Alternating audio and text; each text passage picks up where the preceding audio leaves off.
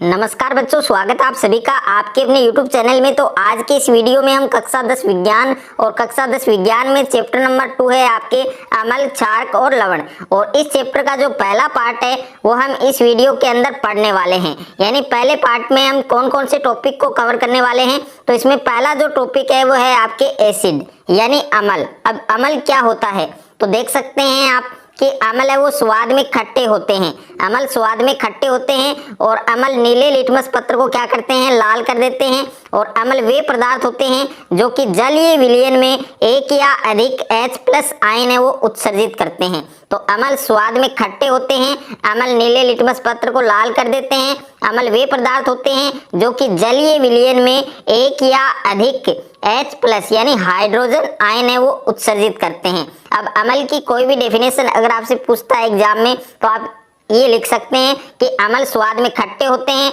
अम्ल नीले लिटमस पत्र को लाल कर देते हैं। अम्ल वे पदार्थ होते हैं जो कि जलीय विलयन में एक या अधिक H+ आयन उत्सर्जित करते हैं। जो चीज मैं आपको लिखवा रहा हूं आपको एग्जाम में वही लिखना है, ओके। उसके बाद में इसके एग्जाम्पल यानी अम्ल के जो उदाहरण है वो आपको क्या लिखने हैं। पहले है आपके HCl यानी हाइड्रोक्लोरिक अम्ल, और साथ में आप इनको नोटबुक में भी लिख सकते हैं। उसके बाद में सेकंड है आपके HNO3 यानी इसको हम क्या कह सकते हैं, नाइट्रिक अम्ल कह सकते हैं। उसके बाद में है H2SO4, इसको हम क्या कह सकते हैं, सल्फ्यूरिक अम्ल कह सकते हैं। उसके बाद में नेक्स्ट है आपके CH3COOH, ओके, तो इसको हम क्या कह सकते हैं, एसिटिक अम्ल कह सकते हैं।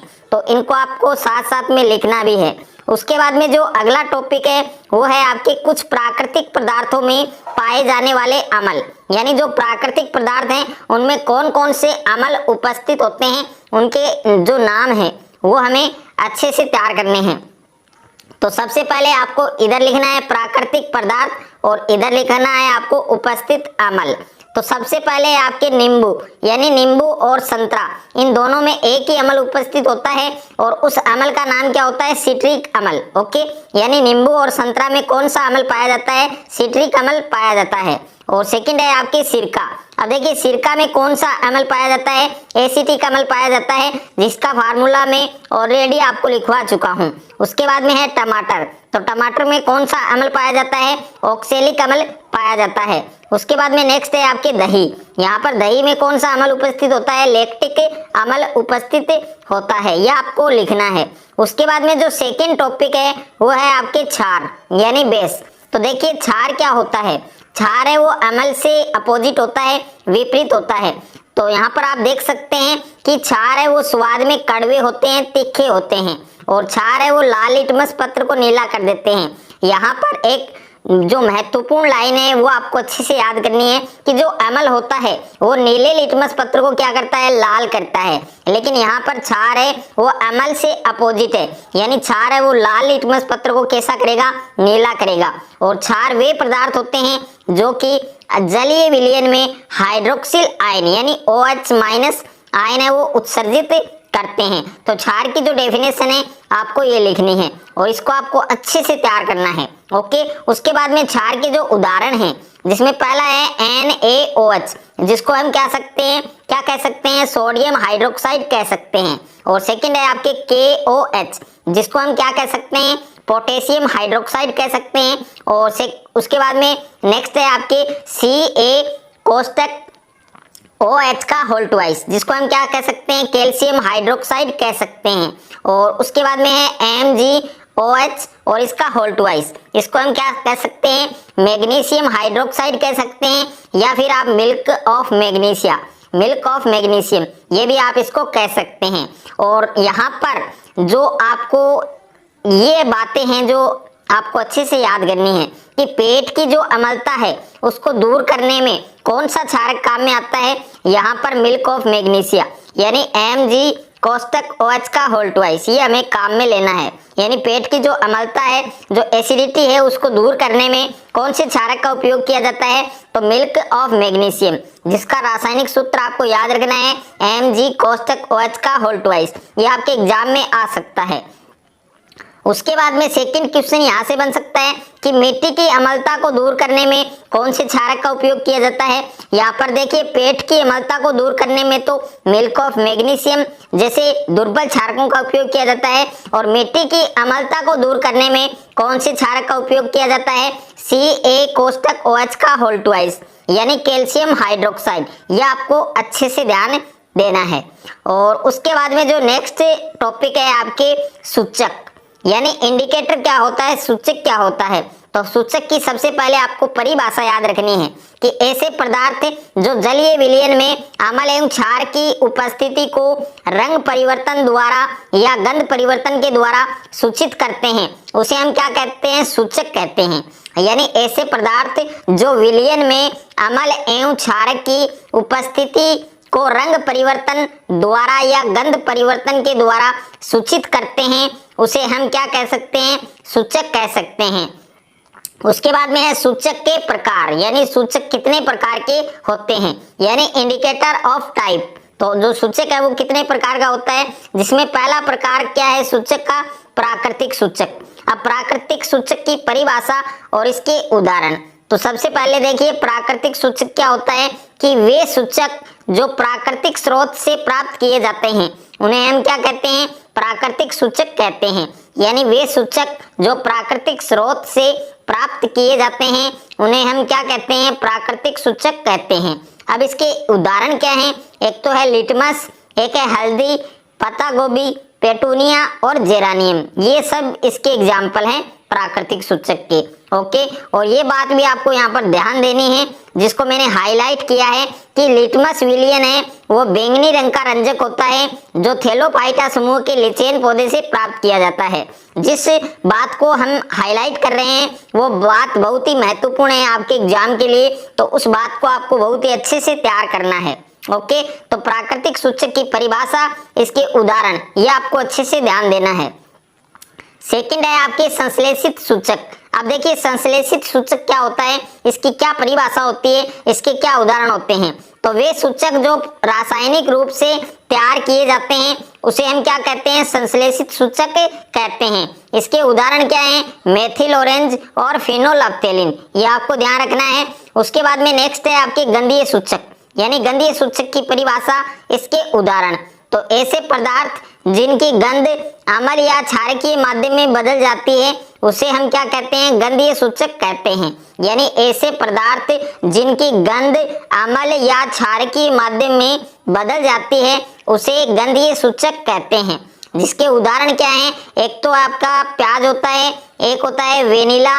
ओके, तो दो उदाहरण इसके हैं गंधीय सूचक के, ये आपको ध्यान रखना है। देखिए सूचक से कोई भी क्वेश्चन आ सकता है एग्जाम में, तो जो मैंने लिखवाया है आपको केवल आपको वही ध्यान रखना है, वही आपको याद करना है। उसके बाद में जो अगला टॉपिक है आपके अम्लों के गुणधर्म, यानी अम्ल हैं उनके क्या क्या गुण होते हैं। तो 4 गुण हैं, चारों गुण आपको अच्छे से याद करने हैं। इसमें पहला गुण क्या है अम्ल का, कि अम्ल है वो स्वाद में खट्टे होते हैं। और दूसरा गुण क्या है कि ये जल में घुलकर H+ आयन देते हैं। और तीसरा गुण क्या है कि ये नीले लिटमस पत्र को लाल कर देते हैं। और इसमें जो फोर्थ गुणधर्म है वो क्या है कि इनका जलीय विलयन विद्युत का चालन करता है। ये 4 गुणधर्म आपको अच्छे से याद करने हैं। उसके बाद में नेक्स्ट है आपके क्षारकों के गुणधर्म, यानी जो क्षारक हैं उनके क्या क्या गुण होते हैं। तो इसमें पहला गुण है कि क्षारक है वो स्वाद में कड़वे या तीखे होते हैं। और दूसरा गुण क्या है कि ये जल में घुलकर OH- आयन देते हैं, हाइड्रोक्सिल आयन देते हैं। और तीसरा गुणधर्म क्या है कि ये लाल लिटमस पत्र को कैसा करते हैं, नीला कर देते हैं। ये भी आपको ध्यान रखना है।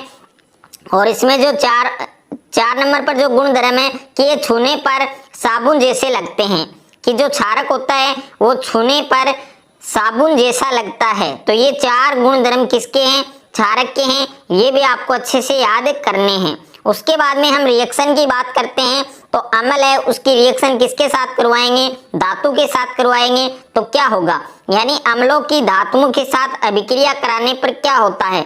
तो जब अम्ल की धातु के साथ क्रिया की जाती है तो हाइड्रोजन गैस उत्सर्जित होती है। यह आपको ध्यान रखना है कि जब अम्ल की धातु के साथ क्रिया करवाई जाती है, रिएक्शन करवाई जाती है, तो कौन सी गैस उत्सर्जित होती है, हाइड्रोजन गैस, और हाइड्रोजन गैस का सूत्र क्या होता है H2, ये भी आपको ध्यान रखना है।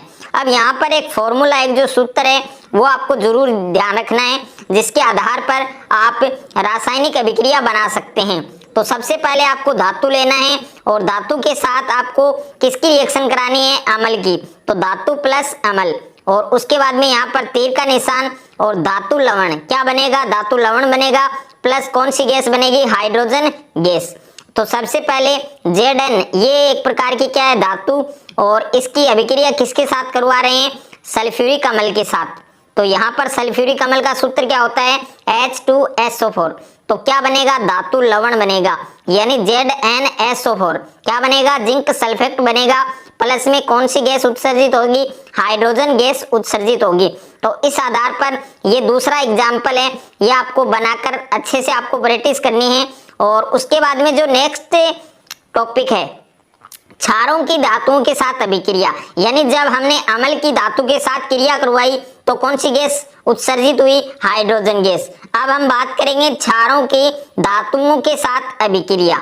तो देखिए, जब क्षारों की धातुओं के साथ अभिक्रिया करवाई जाती है तो भी कौन सी गैस उत्सर्जित होती है, यहाँ पर हाइड्रोजन गैस है वो उत्सर्जित होती है। और इसका भी एक फार्मूला है, क्षार प्लस धातु, क्षार प्लस धातु, और क्या बनेगा, धातु ऑक्साइड बनेगा, प्लस कौन सी गैस उत्सर्जित होगी, हाइड्रोजन गैस। ये आपको ध्यान रखना है। और इसके दो उदाहरण मैंने लिए हैं, ये दोनों ही उदाहरण आपको अच्छे से याद करने हैं। देखिए, सोडियम जिंकेट है तो इसका फार्मूला आपको याद रखना है Na2ZnO2, और ये जो अभिक्रिया है बहुत ही महत्वपूर्ण है, काफी बार ये एग्जाम में आ चुकी है। उसके बाद में नेक्स्ट है आपके धातु कार्बोनेट की अम्ल के साथ अभिक्रिया। तो धातु कार्बोनेट की अम्ल के साथ अभिक्रिया करवाने पर क्या होता है, तो आप देख सकते हैं कि सभी धातु कार्बोनेट अम्ल के साथ अभिक्रिया करके क्या बनाते हैं, संगत लवण बनाते हैं, कार्बन डाइऑक्साइड और जल बनाते हैं। ये आपको ध्यान रखना है। और इसका जो फॉर्मूले का आधार है वो क्या होगा कि धातु कार्बोनेट प्लस अम्ल, उसके बाद में तीर का निशान, क्या बनेगा, लवण बनेगा, CO2 बनेगी और जल बनेगा। ये आपको ध्यान रखना है। और इसके आधार पर मैंने दो एग्जाम्पल लिए हैं, इनको आप अच्छे से समझ सकते हैं और अच्छे से आपको इनकी प्रैक्टिस करनी है। उसके बाद में नेक्स्ट है आपके धातु हाइड्रोजन कार्बोनेट की अम्ल के साथ अभिक्रिया, यानी धातु हाइड्रोजन कार्बोनेट की अम्ल के साथ अभिक्रिया करवाते हैं तो क्या प्रभाव पड़ता है, तो वो आप देख सकते हैं कि सभी धातु कार्बोनेट और हाइड्रोजन कार्बोनेट अम्ल के साथ अभिक्रिया करेंगे तो क्या बनाएंगे, संगत लवण बनाएंगे, कार्बन डाइऑक्साइड बनाएंगे और जल बनाएंगे। यहाँ पर आप फॉर्मूले का आधार है वो देख सकते हैं कि धातु हाइड्रोजन कार्बोनेट प्लस अम्ल, और तीर का निशान है, लवण बनेगा, प्लस CO2 गैस बनेगी, प्लस जल बनेगा। और इसके आधार पर मैंने यहाँ पर दो एग्जाम्पल लिए हैं, इनकी आप प्रैक्टिस कर सकते हैं और इनको अच्छे से समझ सकते हैं। उसके बाद में जो देखिए, जो नेक्स्ट टॉपिक है वो बहुत ही महत्वपूर्ण है, यानी उदासीनीकरण अभिक्रिया। उदासीनीकरण अभिक्रिया की परिभाषा और इसके दो उदाहरण आपको अच्छे से याद करने हैं, क्योंकि एग्जाम की दृष्टि से बहुत ही महत्वपूर्ण टॉपिक है। तो अम्ल एवं क्षारक परस्पर अभिक्रिया करके लवण एवं जल बनाते हैं, यानी जब अम्ल और क्षारक दोनों की परस्पर हम अभिक्रिया करवाएंगे, रिएक्शन करवाएंगे तो क्या बनेगा, लवण बनेगा और जल बनेगा। और ऐसी अभिक्रिया क्या कहलाती है, उदासीनीकरण अभिक्रिया कहलाती है। और फॉर्मूले का आधार आप देख सकते हैं, क्षारक प्लस अम्ल या अम्ल प्लस क्षारक। और उसके बाद में इनकी रिएक्शन हम करवाएंगे तो क्या बनेगा, लवण बनेगा प्लस जल बनेगा। तो इस प्रकार की जो रिएक्शन होगी वो क्या कहलाएगी, उदासीनीकरण अभिक्रिया कहलाएगी। और इसके दो उदाहरण हैं, आप देख सकते हैं NaOH, यानी जो सोडियम हाइड्रोक्साइड है वो एक प्रकार का क्षारक होता है, और यहाँ पर हाइड्रोक्लोरिक अम्ल है HCl, ये एक प्रकार का क्या है, अम्ल। इन दोनों की हम रिएक्शन करवा रहे हैं, अभिक्रिया करवा रहे हैं तो क्या बनेगा, यहाँ पर सोडियम क्लोराइड जो एक प्रकार का क्या है, लवण है, और यहाँ पर क्या है, जल। दूसरा उदाहरण भी आपको अच्छे से तैयार करना है। उसके बाद में नेक्स्ट है आपके अम्लों के साथ धात्विक ऑक्साइडों की अभिक्रिया, यानी अम्ल है और अम्ल की हम अभिक्रिया किसके साथ करवाएंगे, धात्विक ऑक्साइड के साथ करवाएंगे तो क्या प्रभाव पड़ेगा, वो आप देख सकते हैं कि क्षारक और अम्ल की अभिक्रिया के समान ही धात्विक ऑक्साइड अम्ल के साथ अभिक्रिया करके लवण और जल बनाते हैं। धातु ऑक्साइड प्लस अम्ल और तीर का निशान लवण प्लस क्या बनेगा, जल बनेगा। और इसके आधार पर एक एग्जाम्पल है जिसको आप अच्छे से समझ सकते हैं। नेक्स्ट है आपके क्षारक के साथ अधात्विक ऑक्साइड की अभिक्रिया, यानी जो क्षारक है वो अधात्विक ऑक्साइड के साथ अभिक्रिया किस प्रकार से करते हैं। तो क्षारक अधात्विक ऑक्साइडों के साथ क्रिया करके क्या बनाते हैं, लवण बनाते हैं और जल बनाते हैं। यहाँ पर फॉर्मूले का आधार आप देख सकते हैं, क्षारक प्लस अधात्विक ऑक्साइड क्या बनाएंगे, लवण बनाएंगे और जल बनाएंगे। और इसके आधार पर मैंने यहाँ पर दो जो एग्जाम्पल है वो नोट किए हैं और इनको आपको अच्छे से इनको प्रैक्टिस करनी है और अच्छे से आपको इनको समझना है। और ये बहुत ही बेहतर नोट्स हैं जिनको आप अपनी नोटबुक में भी रिटर्न कर सकते हैं, लिख सकते हैं और अच्छे से आप बोर्ड एग्जाम की तैयारी कर सकते हैं। अगर आपको ये वीडियो अच्छा लगे तो वीडियो को ज़्यादा से ज़्यादा लाइक करें, दोस्तों के साथ शेयर करें और चैनल पर आप नए हैं तो चैनल को सब्सक्राइब कर लीजिए।